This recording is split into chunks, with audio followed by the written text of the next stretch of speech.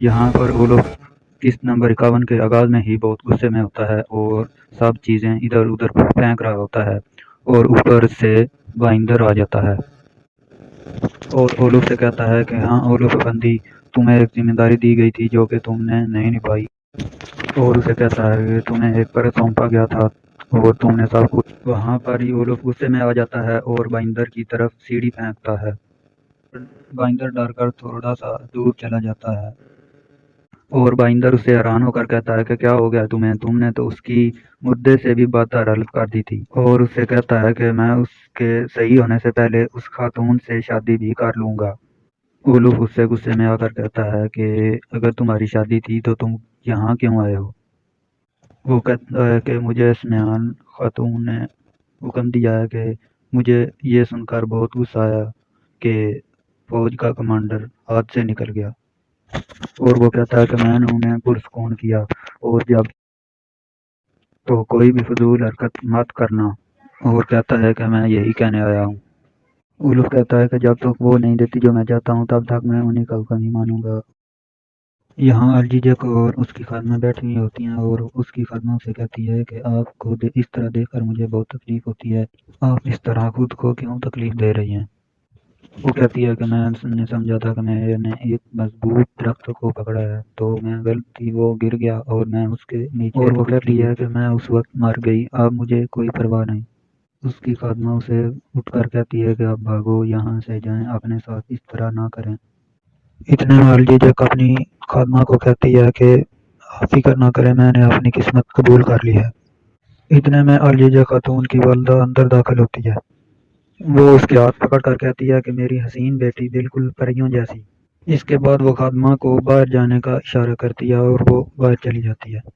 इसके बाद वो उसे कहती है कि तुम्हारी खूबसूरत आंखों से अब एक आंसू भी नहीं गिरेगा। उसके बाद वो उसे कहती है कि मैंने जो भी किया तुम्हारे लिए किया, भूलना मत। उसके बाद इस किले का मंजर आता है। यहाँ पर स्मयान खातून, तुरगत साहब और रुकदाम साहब उस्मान साहब के इंतज़ार में खड़े होते हैं। इतने में बाइंदर अंदर से बाहर आता है और वो अपने खादम से बात करता है कि जो हमने जो चाहा था वो हासिल कर लिया। इसके बाद वो स्मयान खातून के कपड़ों को बोसा देता है। इसके बाद स्मयान खातून कहती है कि माशाल्लाह साहब हाजिर हैं और रुकदाम साहब से पूछती है कि उस्मान साहब कहाँ हैं। रुकदाम साहब उसे बताते हैं कि हमने उस्मान साहब को पैगाम भेज दिया था, अब हमें नहीं मालूम कि वो आते हैं या नहीं। अस्मियान उनसे कहती है कि ये तो बहुत गलत बात है, वो सरदार आला हैं तो इतने अहम दिन वो आपको अकेला छोड़ देंगे। इसके बाद वो सरदारान से मुखातब होकर कहती है कि आप देख रहे हैं ना सरदारान, ताकत के लायक बनना हर किसी के पास की बात नहीं। अगर सरदार हैं तो आपको अपने ज़ाती मामलात को एक तरफ रखना। इसके बाद वो तुर्गत साहब से मुखातब होकर कहती है कि तुर्गत साहब, आप तो जानते हैं उस्मान साहब को आपने इतने साल उसका साथ दिया जिसके गुरूर ने आपको मिटाना चाहा। और वो कहती है कि जिसने आपके साथ ऐसा किया और उसके आने ना आने से कोई फ़र्क नहीं पड़ता। उसके बाद आवाज़ आती है कि उस्मान साहब तशरीफ़ ला रहे हैं तो अस्मियान खातून के रंग उड़ जाता है। उसके बाद दरवाज़ा खुलता है और उस्मान अपने साथियों समेत अंदर दाखिल होता है और उसके बाद उस्मान साहब को सलाम करता है और कहता है कि क्या हुआ, क्या हमारे आने की तवक्को नहीं थी।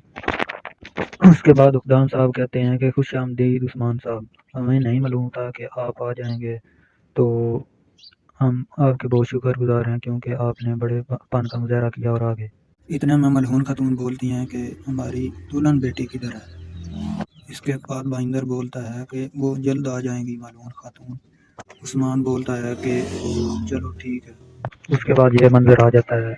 अलजीजक और उसकी वालदा अंदर खड़ी होती हैं कि वालदा उससे मुखातब होकर कहती है कि मेरी बेटी, तुम्हारी आंखों की तरह तुम्हारी किस्मत भी बहुत खूबसूरत है। मैं उनके खादम दाखिल होते हैं और कहते हैं कि उस्मान साहब आ गए हैं।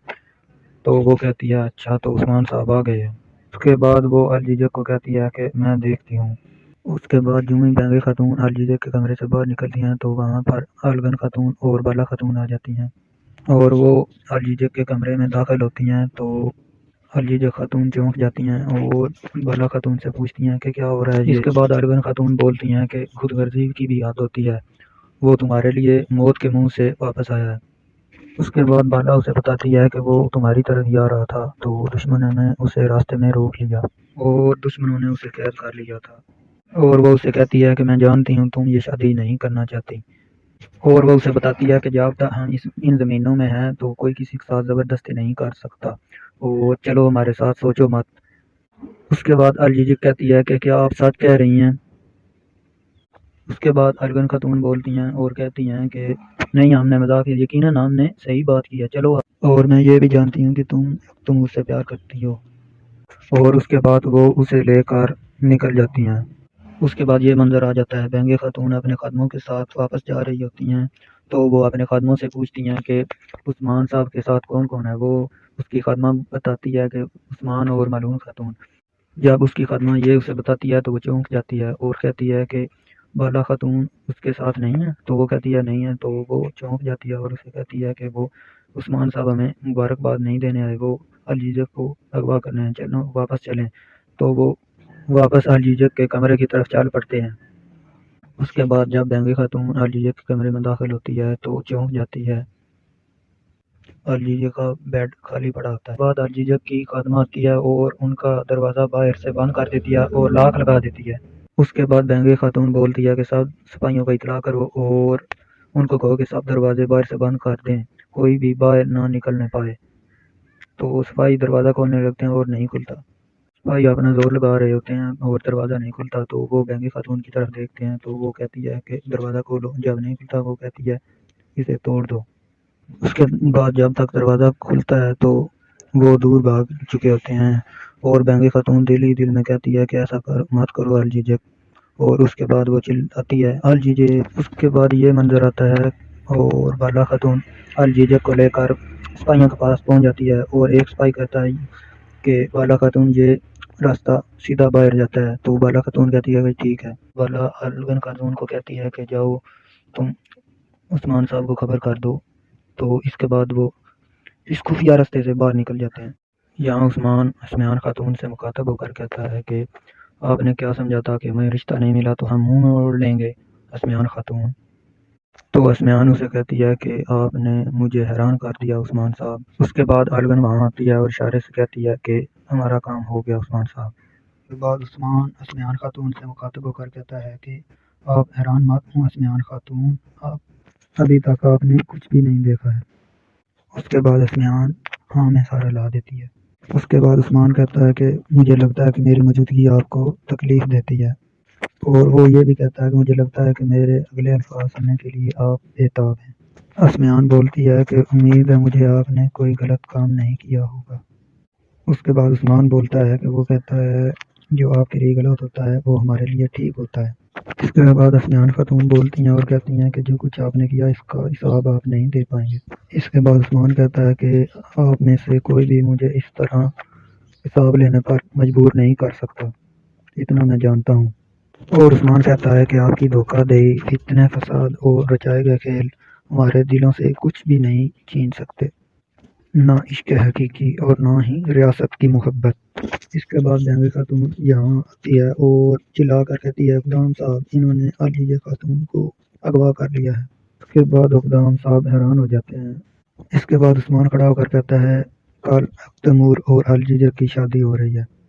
یہاں پر بائندر حیران ہو جاتا ہے۔ اسمیان خاتون غصے میں آ کر کہتی ہے کہ سپاہیوں گھیر لو۔ اس کے بعد اسمیان خاتون کے سپاہی عثمان اور اس کے تمام سپاہیوں کو گھیر لیتے ہیں۔ اس کے بعد عثمان کے بھی سپاہی ہتھیار نکال لیتے ہیں، تو عثمان اپنے سپاہیوں کو حکم دیتا ہے کہ سپاہیوں اپنے ہتھیار نیاموں میں ڈالو، تو اس کے سپاہی ہتھیار نیاموں میں ڈال لیتے ہیں۔ اس کے بعد عثمان کہتا ہے کہ گندوس بھائی کے خون سے حاصل کیے گئے ایناگول قلعے میں کل شادی ہوگی، اس لیے آپ سب لوگوں کو وہاں دعوت دی جاتی ہے۔ تو ملعون خاتون جو ہیں وہ مسکراتی ہیں اور اسمیان خاتون غصے میں حیران ہو جاتی ہیں۔ اور پھر عثمان، ملعون اور بالا اپنے قلعے میں بیٹھے ہوئے ہوتے ہیں، اور عثمان پوچھتا ہے کہ آپ بتاؤ کہ کسی کو کوئی تکلیف تو نہیں ہوئی؟ ملعون بولتی ہے کہ بس جتنی کہ ایک چھوٹا سا پتھر کسی گھوڑ سوار کو تکلیف دیتا ہے۔ اس کے بعد بالا بتاتی ہے کہ الجیجک کی یہ ایک خادمہ ہے جس نے دروازہ باہر سے بند کر دیا جب وہ لوگ اندر تھے، تو اس طرح ہم وہاں سے نکل آئے۔ اس کے بعد علوگن خاتون بولتی ہے کہ اس سے بڑی کوئی کسی کی بات نہیں کہ آپ وہاں سے واپس آ گئے۔ اس کے بعد علوگن خاتون کہتی ہے کہ وہ میں حضور بتانا چاہتی ہوں کہ الجیجہ خاتون بہت بہادر خاتون ہے۔ اس کے بعد بالا عثمان سے پوچھتی ہے کہ آپ بتائیں جناب، آپ ان کے قلعے سے کیسے باہر نکلنے میں کامیاب ہوئے؟ عثمان کہتا ہے کہ ہم نے جیسے ہی انہیں کہا کہ ہم نے قلعے کے اطراف میں بارود رکھ دیا ہے تو انہوں نے ہمیں باہر نکلنے دیا۔ پہلے برہان سپاہی مسکراتا ہے، تو جب بالا خاتون اس کی طرف دیکھتی ہیں تو کہتا ہے کہ ہم اس طرح نہیں کر سکتے، ہم اپنی زمینوں میں اس طرح نہیں کر سکتے، لیکن ہاں تھوڑا سا شک بھی کافی تھا۔ عثمان کہتا ہے کہ امید ہے ہمارے نکلنے کے بعد ان کو احساس ہو گیا ہوگا۔ اس کے بعد ملعون خاتون مسکراتی ہیں۔ بالا کہتی ہے مگر بینگے خاتون ضرور کوئی قدم اٹھائیں گی، تو ملعون خاتون کہتی ہے تو ہم اسی کے حساب سے احتیاطی تدابیر اختیار کریں گے۔ تو عثمان کہتا ہے کہ تدبیر ہر حال میں ضروری ہے، اور ہم نے یہ بھی وعدہ کیا تھا کہ ہم انہیں گول حاصل کر کے ہی رہیں گے، اور اب تیمور کی شادی بھی وہیں ہوگی۔ اس کے بعد عثمان برہان سپاہی کو حکم دیتا ہے کہ جو ضروری ہوگا وہ ہی کرنا، اور سپاہیوں سے کہنا کہ تیار ہو جاؤ اور جنگی سامان بھی ساتھ لے چلنا ہے۔ یہ بات سننے کے بعد ملعون اور بالا خاتون دونوں حیران ہو جاتی ہیں۔ اس کے بعد وہ سب کھڑے ہو جاتے ہیں اور ملعون پوچھتی ہے کہ ہم ترگس صاحب سے لڑنے جا رہے ہیں؟ پھر عثمان کہتا ہے کہ ہاں، پہلے ترگس سے، پھر اپنے مقصد کو لے کے ہم لڑنے جا رہے ہیں۔ اور عثمان کہتا ہے کہ اگر ہمیں اپنے مقصد کو لے کے پوری دنیا سے بھی لڑنا پڑا تو ہم لڑیں گے، اور وہ برہان سپاہی کو لے کر نکل جاتا ہے۔ اس کے بعد قلعہ آ جاتا ہے جہاں اقدام صاحب اور بائندر کھڑے ہوتے ہیں، تو بائندر کہتا ہے کہ ان سب کو خاتون کو اغوا کرنے کی قیمت ادا کرنی پڑے گی، وہ سب خاتون کو اغوا کرنے کی قیمت ادا کریں گے۔ اس کے بعد اقدام صاحب بائندر سے مخاطب ہو کر کہتے ہیں کہ بائندر اپنی زبان سنبھال کر بات کرو، اور پہلے سوچو پھر بات کرو۔ الجیجہ تمہاری خاتون نہیں ہے، وہ میری بیٹی ہے۔ بائندر کہتا ہے کہ وہ میری تھی، شادی کرنے والے تھے ہم دونوں۔ مجھے لگتا ہے کہ آپ عثمان صاحب کا دفاع کر رہے ہیں۔ اسی طرح بینگے خاتون کی انٹری ہوتی ہے، اور وہ کہتی ہے کہ صحیح کہہ رہے ہیں بائندر صاحب، اقدام صاحب انہوں نے اپنی حد پار کر دی ہے، تو ان کو ان کے کیے کی سزا ملنی چاہیے۔ بائندر غصے میں آ کر کہتا ہے کہ انہوں نے کیے گئے وعدے کو نظر انداز کیا، اور آپ نے جو مجھ سے وعدہ کیا تھا آپ نے بھی نظر انداز کیا۔ اور بینگے خاتون بھی غصے میں آ کر کہتی ہیں کہ اب انہیں سزا مل کے ہی رہے گی۔ اس کے بعد اقدام صاحب کہتے ہیں کہ بہت ہو گیا بینگے، یہ سب تمہاری وجہ سے ہوا ہے۔ بائندر میں تمہارے جذبات کو سمجھتا ہوں، ان لوگوں نے تمہاری عزت کو ٹھیس پہنچائی ہے، لیکن الجیجہ خاتون میری بیٹی ہے، جو ضروری ہوگا میں کروں گا۔ مجھ سے اس کا حساب مانگنے کی کوشش مت کرنا بائندر، ورنہ میں پچھلے تمام سالوں کو بھول جاؤں گا۔ بائندر بولتا ہے کہ آپ ہمیں صرف اپنے دانت دکھاتے ہیں، سلطان کی نظر میں ہماری کوئی عزت نہیں۔ وہ غصے کے باعث محل میں نہیں ٹھہر سکی، اور آپ اقدام صاحب آپ تو بیٹی بھی نہیں قابو میں رکھ سکے۔ اقدام صاحب غصے میں آ کر کہتے ہیں بائندر چپ کر جاؤ۔ بائبر سپاہیوں کو کہو کہ اپنی تلواریں نکال، میں اپنی بیٹی کو لینے یعنی شہر جا رہا ہوں۔ بائندر تم نہیں جاؤ گے، میں اپنی بیٹی کو لے کے آؤں گا، وہاں تمہارا کوئی کام نہیں، ہمیشہ سلامت رہو۔ بائندر غصے میں آ کر کہتا ہے ٹھیک ہے اقدام صاحب ٹھیک ہے، مجھے اس بدبخت تیمور کو اسی وقت مار دینا چاہیے تھا، اور وہ وقت قریب نہیں جب اس کا میں دل نکال دوں گا۔ اور اس کے بعد عثمان اپنے سرائے سے ساتھیوں سمیت نکل رہا ہوتا ہے، اور الجیجہ تیمور کے اوپر کھڑی ہوتی ہے، تو وہ کہتی ہے کہ میں نے سوچا کہ انہوں نے مجھے چھوڑ دیا اور یہ ڈر گئے، لیکن ان پر تشدد کیا جا رہا تھا، یہ ضرور میرے پاس آتے۔ اس کے بعد عائشہ خاتون کہتی ہیں کہ یہ ضرور آتا۔ پھر اس کو عائشہ خاتون یہ کانٹے دکھا کر کہتی ہیں کہ یہ تمہارے ہیں۔ پھر الجیجہ کہتی ہے کہ یہ انہوں نے مجھے تحفے میں دیے تھے، تو عائشہ خاتون سے کہتی ہے کہ پہن لو یہ۔